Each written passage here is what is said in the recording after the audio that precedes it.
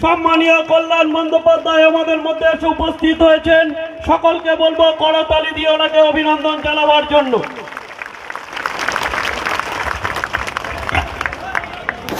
আমরা আজকে গর্বিত আনন্দিত, আমাদের প্রিয় সাংসদ ভয়েস অফ ইন্ডিয়া কল্যাণ বন্দ্যোপাধ্যায় আজকে উপস্থিত। সকলে মিলে করতালি দিয়ে আসুন আমরা আমাদের শ্রদ্ধা, আমাদের সম্মাননা ওনাকে তুলে ধরি। এই মুহূর্তে আমাদের মাঝে রয়েছেন শ্রদ্ধেয় কল্যাণ ঘোষ মহাশয়।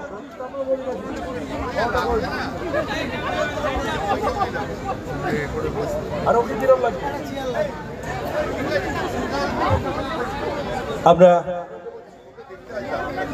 শ্রদ্ধেয় কল্যাণ বন্দ্যোপাধ্যায় মহাশয়কে পেয়েছি, শ্রীরামপুর লোকসভা কেন্দ্রের সম্মানীয় সাংসদ, আমাদের সকলের অহংকার কল্যাণ বন্দ্যোপাধ্যায় মহাশয়কে আমরা শ্রদ্ধা জ্ঞাপন করছি। শ্রদ্ধা জ্ঞাপন করছেন জগৎবল্লভপুর পঞ্চায়েত সমিতির সম্মানীয় সভাপতি রঞ্জন কুণ্ডু মহাশয়।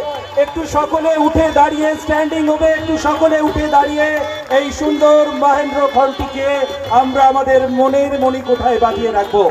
সঙ্গে রয়েছেন জনাব শেখ বরকতুল্লাহ, শঙ্করহাটি চুয়ের সম্মানীয় উপপ্রধান দক্ষ সংগঠক জনাব শেখ বরকতুল্লাহ।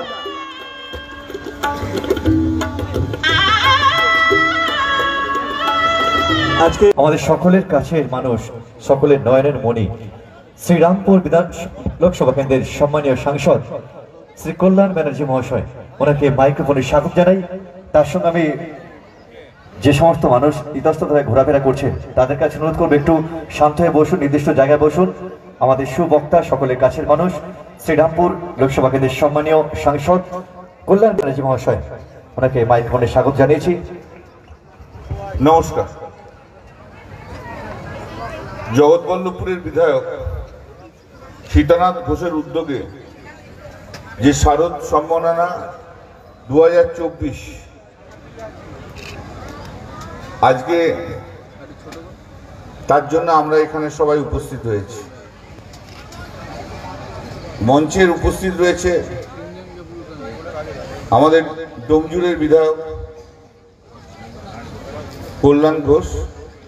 ও বলেছিল যে এমন একদিন আসবে যে আমি এমন বক্তব্য রাখবো যে তোমাকে রাখার কোনো স্কোপ দেবো না। আজকে তাই হয়েছে।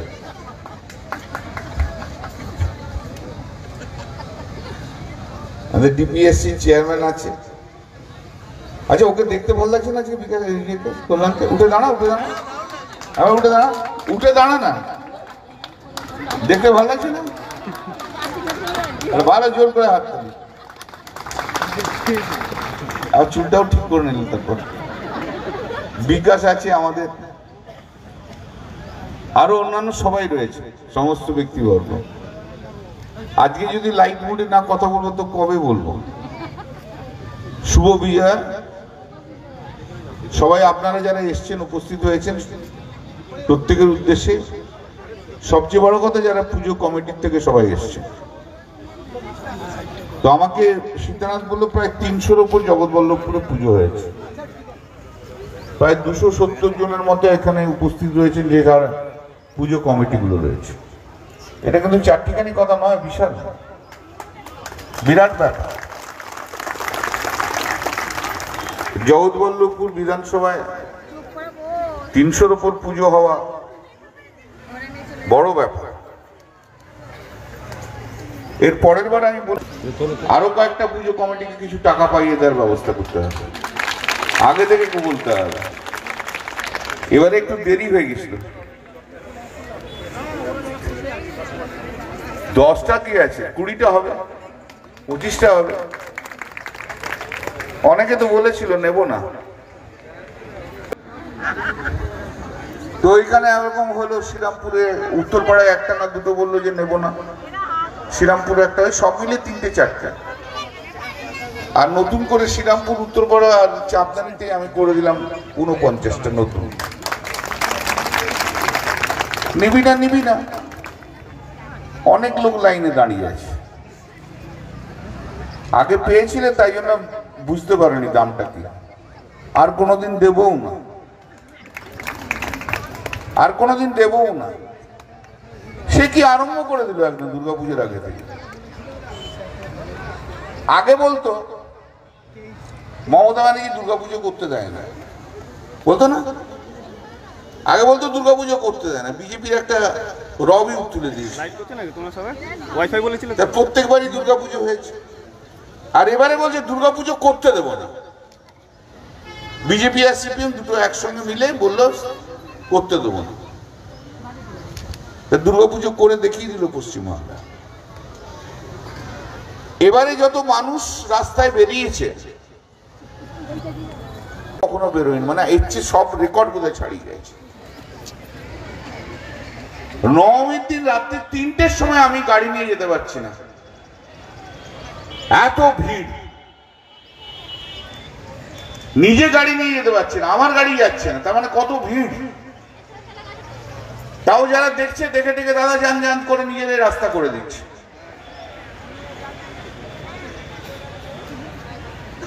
দুর্গাপুজো আসছে, দুর্গাপুজো আসছে, দুর্গাপুজো এই নভেম্বর মাস কাটলো, ডিসেম্বর মাস কাটবে, 1 জানুয়ারি ক্যালেন্ডারে আসবে। তার প্রথম কাজ হচ্ছে, বাঙালির প্রথম কাজ হচ্ছে দুর্গাপুজো কবে দেখা, যে কোনো বাঙালি, সেটা আমি একা না।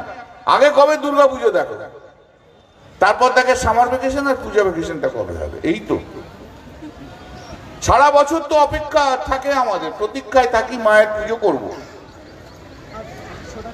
উৎসব হবে, সবাই মিলে একসঙ্গে থাকবে। যারা দূর দূরান্তে থাকে, যারা ফরেন কান্ট্রিতে থাকে, তারা কবে থেকে টিকিট কেটে রাখে যে দুর্গাপুজোর সময় বাড়ি ফিরবে, সবাইকার সঙ্গে দেখা হবে, আনন্দ করবে। যারা ভারতবর্ষের বিভিন্ন প্রান্তে থাকে, তারা 2 মাস আগে থেকে রেলের টিকিট কেটে রাখে। আর আগে থেকে ফ্লাইটের টিকিট কাটলে কম পয়সা পাওয়া যায়, সব ফ্লাইটে টিকিট কেটে রাখে, প্ল্যানিং থাকে। বলে সব নষ্ট করে দেবো। হঠাৎ করে কলকাতা শহরে কিছু এলিট ক্লাসের লোক,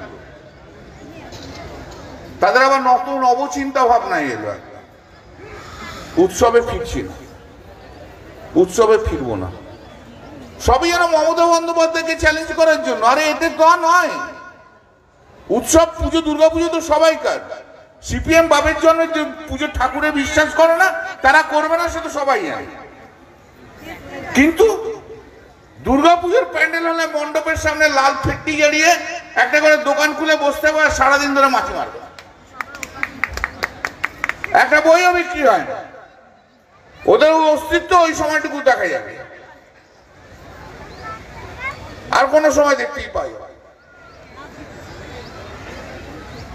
সেই দুর্গাপুজো হলো, মায়ের পুজো হলো, সবাই মিলেই তো করলো। মা তো সবার,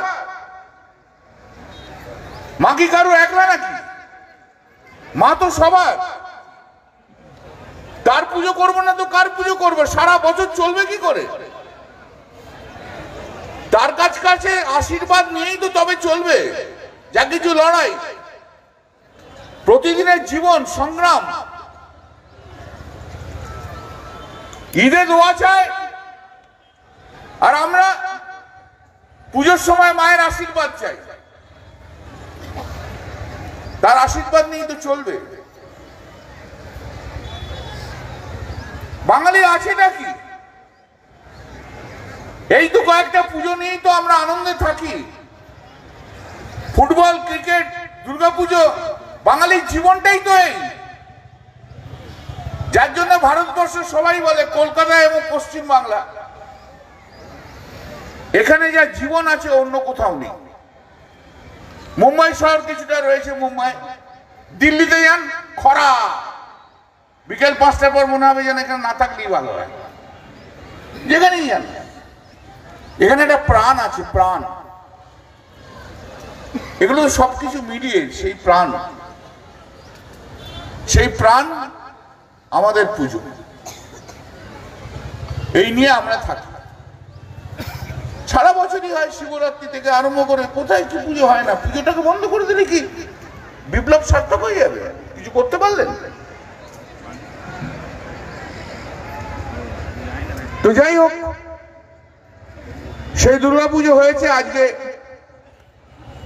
যত সবাই আসবে, যারা পুজো করেছেন তাদেরকে প্রত্যেককে সম্মানিত করবে। এটা এমন কিছু হয়তো বিরাট কিছু ব্যাপার না, সম্মানিত করার জন্য বিরাট কিছু না, কিন্তু আমরা আপনাদের পাশে আছি এই বার্তাটুকু শুধু দেয়। মমতা বন্দ্যোপাধ্যায় আপনাদের পাশে আছে এই বার্তাটুকু দেয়। সারা পশ্চিম বাংলা জুড়ে কত ক্লাবকে উৎসাহিত করেছে মমতা বন্দ্যোপাধ্যায় বলুন তো? কেউ ভেবেছিল 2011-র আগে যাদের ক্ষমতা নেই তাদেরকে পর্যন্ত টাকা দিয়ে তাদের যাতে ক্লাবে পুজো করতে পারে? কত মহিলারা তারা নিজেরা আজকে পুজো পরিচালিত করছে, এসব তো আগে কখনো হয়নি। সরকার তাদের সঙ্গে আছে, মমতা বন্দ্যোপাধ্যায় তাদের সঙ্গে আছে, আমরা তাদের সঙ্গে আছি। সারা বছর ধরে ক্লাবগুলোকে উৎসাহিত যিনি করেন তার নাম হচ্ছে মমতা বন্দ্যোপাধ্যায়। কখনো ক্লাবের মাঠ তৈরি করার জন্য, ক্লাবের ইনফ্রাস্ট্রাকচার তৈরি করার জন্য টাকা দেওয়া হচ্ছে, তারপরে আরো টাকা দেওয়া হচ্ছে। এই যে বিভিন্ন মেলা হয় বিভিন্ন জায়গায়, বিভিন্ন প্রোগ্রাম হয়, এই যে দাঁড়িয়ে আছে, এই যে বাচ্চা বাচ্চা মেয়েগুলো দাঁড়িয়ে রয়েছে, এরা নিশ্চয়ই কোনো অনুষ্ঠান করবে। এই অনুষ্ঠান থেকেই তো সে মঞ্চে আসবে, মঞ্চ থেকেই তো তার এক্সপোজার হবে, তাকে তো উৎসাহিত করতে হবে। তাকে সেই বাচ্চাদের, আজকে যে জেনারেশন আছে তাদের উৎসাহ করার দায়িত্ব কাদের? আমাদের। উৎসাহিত হতে হবে। মঞ্চে প্রবেশ এবং মঞ্চে পারফরমেন্সের মধ্যে দিয়ে কিন্তু একটা ট্যালেন্ট শুরু না, একটা প্রতিভা আস্তে আস্তে জাগরিত হয়। সেই প্রতিভাকে জায়গা দিতে হবে। সেই প্রতিভাকে জায়গা দেওয়ার জন্য কিশোর মন বলুন, আরো বাচ্চা বলুন, তাদেরকে যারা আছে তাদেরকে যে জায়গা দেয়া। আমাদের সময় তো এসব ছিল না। আমাদের সময় কেন, 2011 পর্যন্ত তো এসব ছিল না। এখন তো সেগুলো গ্রামে গঞ্জে এসে বাচ্চা বাচ্চা ছেলে মেয়ে বা তার চেয়ে বড় বা তার চেয়ে বড় সবাই তো একটা সুযোগ পাচ্ছে। কে জানে যে এদের মধ্যে থেকে আগামী দিনে অনেক বড় প্রতিভাবান পুরুষ বা মহিলা উঠে আসবে। আজ থেকে 7-8 মাস আগে শ্রীরামপুরে যে স্টেডিয়ামটা আছে, সেই স্টেডিয়ামে আমি একটা প্রোগ্রামে গেছিলাম জানেন। সেই প্রোগ্রামে কতগুলো বাচ্চা বাচ্চা ছেলে, বাচ্চা বাচ্চা মেয়ে, তারা স্পোর্টস, টেবিল টেনিস খেলে, হেন তেন টেবিল টেনিস খেলে। তো আমাকে সবাই মিলে ধরলো বাচ্চাগুলো যে আমাদের টেবিল টেনিস খেলার জন্য একটা ভালো ঘর নেই, আপনি যদি একটা ঘর করে দেন। আমি করে দেবো, তোরা ভালো করে খেল। তার মধ্যে 2-1জনকে আমার খুব ভালো লাগলো, বলে তুই তো ভালো খেলিস মনে হচ্ছে রে, দেখি খেলো তো। তার মধ্যে খেলা টেলাগুলো দেখলাম। আমার গতবারের মানে লাস্ট টাকাটা, এমপি ডেভেলপমেন্টের টাকাটা 6,80,000 টাকা, লাস্ট নির্বাচনের ঠিক 1-1.5 মাস আগে, 1.5 মাস 2 মাস আগে ওই বাচ্চাগুলোর জন্য ওরা বলেছিল, মাথায় ছিল, তার টেবিল টেনিস খেলার জন্য স্টেডিয়ামে একটা ঘর তৈরি করে দিয়েছে। আজকে সেই ঘরটা উদ্বোধন করলাম। কিন্তু এটা বড় কথা, সেখানে একটি মেয়েকে আমি খুব এনকারেজ করেছিলাম, সে আজকে ন্যাশনাল টিমে চান্স পেয়েছে।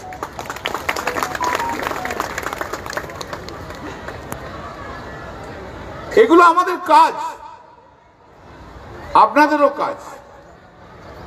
আমরা যত বয়স্ক মানুষ আছি, যারা বড় সিনিয়র, তাদের কাজ ছেলে মেয়েদের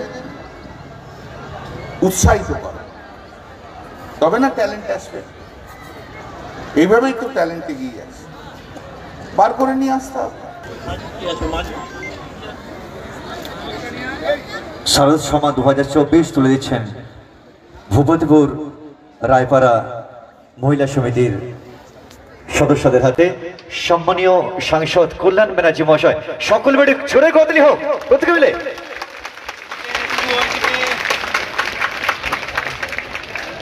করে দিলেন সম্মানীয় সাংসদ কল্যাণ ব্যানার্জি মহাশয়। এরপর মাজু ফিঙাগাছি মহিলা গোষ্ঠী, ফিঙাগাছি মহিলা সংঘ, উঠে আসুন আপনারা। আমাদের সম্মানীয় কল্যাণ ঘোষ রয়েছেন, তিনি আপনাদের সম্মানিত করবেন। সাংসদ রয়েছেন, তিনিও সম্মানিত করবেন। ফিঙাগাছি মহিলা মিলন সংঘ, চলুন। ফিঙাগাছি মহিলা মিলন সংঘ,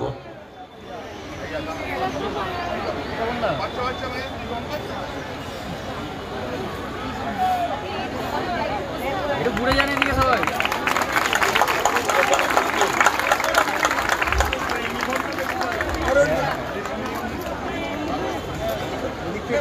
ঘুরে যান সবাই একটু এদিকে। ঠিক আছে, ঠিক আছে।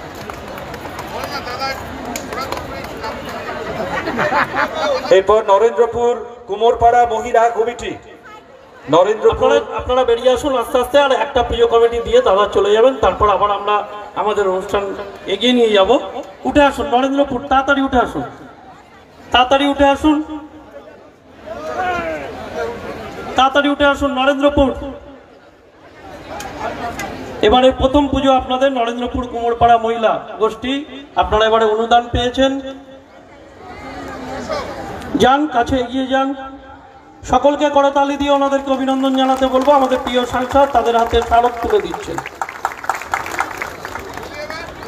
থ্যাংক ইউ দাদা, থ্যাংক ইউ।